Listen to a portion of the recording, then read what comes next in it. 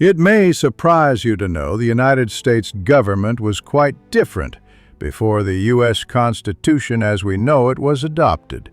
The Articles of Confederation was the first Constitution of the United States adopted during the Revolutionary War. It was drafted in 1777 and ratified in 1781, serving as the framework for national government until it was replaced by the U.S. Constitution in 1789. So what happened? Why didn't we keep this form of government? What worked, what didn't? That's what today's historical history subject is all about. First, let's talk about how the Articles of Confederation came to be. After declaring their independence, Americans realized they needed to coordinate the effort of the 13 colonies, not only to win their freedom, but to sustain a workable society. How this should be done raised a lot of concerns. After all, the 13 colonies were fighting a government that practiced extreme overreach, so the idea of government in general didn't sit right with many folks. Richard Henry Lee of Virginia, who introduced a resolution in June 1776, just before the Declaration of Independence, called for three things: independence from Britain, formation of foreign alliances, and a plan for confederation.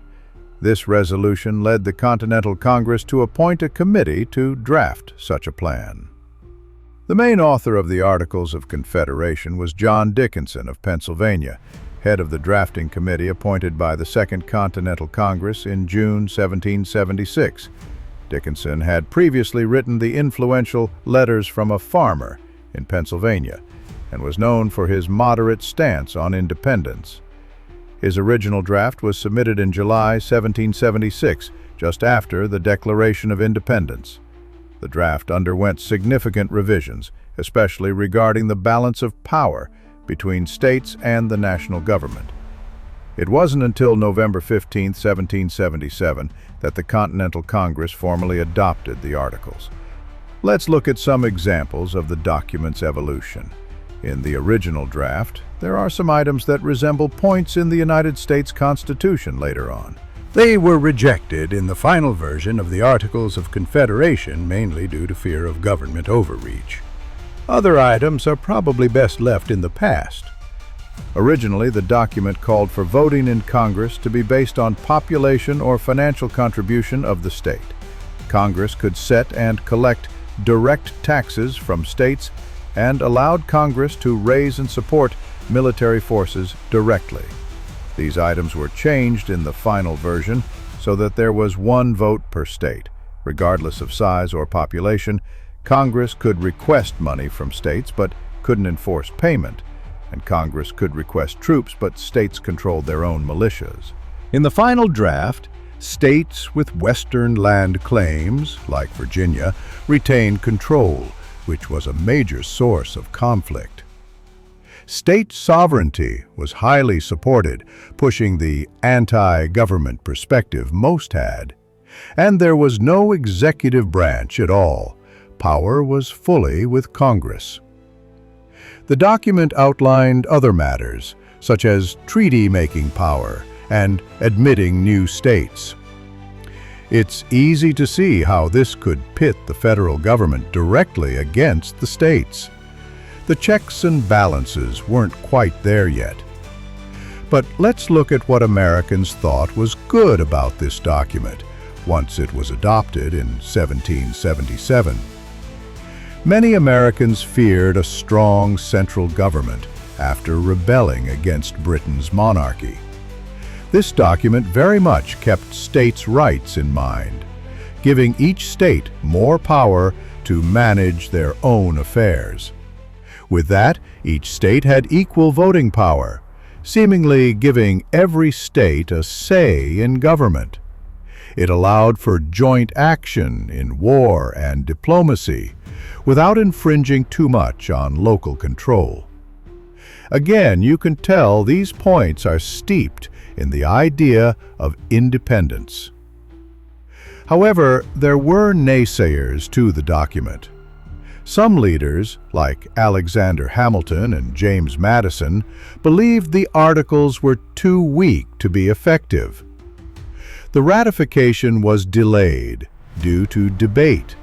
It required unanimous support from all 13 states, and it took over 3 years, until March 1, 1781, for the Articles to be fully ratified, mostly because of disputes over Western land claims.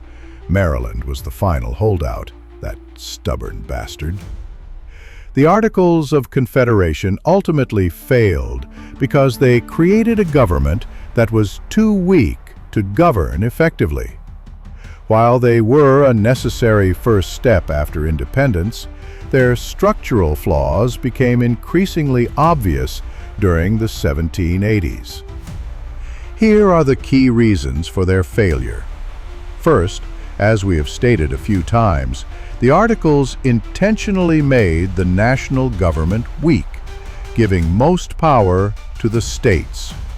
But this meant the national government couldn't enforce laws, due to no executive branch, interpret laws, or resolve disputes, since there was no national judiciary, and compel states to comply with national decisions. The result of this was that states often ignored congressional resolutions or acted in their own interests. Even though the Articles named the country the United States of America, there wasn't much uniting going on. Second, the government had no power to tax. Congress could ask states for money, but couldn't force them to pay. Most states ignored these requests, especially during peacetime. This left the government deeply in debt after the Revolutionary War. It couldn't pay soldiers, fund a navy, or even cover basic operating costs. Basically, the Articles bankrupted the country. The U.S. was broke and unable to function effectively. Another problem was that unanimous consent was required for amendments. This meant any changes to the Articles required the approval of all 13 states. Could you imagine all members of the government today agreeing to something to make it happen? It goes without saying, this made reform nearly impossible, even when problems were obvious. For instance, efforts to give Congress taxing power failed due to just 1 or 2 states saying no. The government was unable to fix its problems, because we all know they have their poop in a group today. Congress, during this time, stayed out of trade negotiations as well. Essentially, each state managed its own trade with foreign countries. Some states imposed tariffs on each other or had trade wars. The federal government couldn't negotiate effectively with foreign powers either, since it didn't control trade.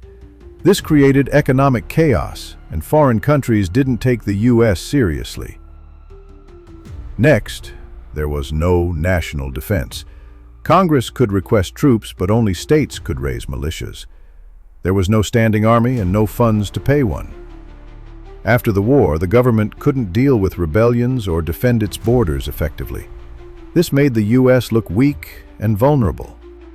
Speaking of rebellions, the Shays Rebellion was the breaking point for the fledgling nation.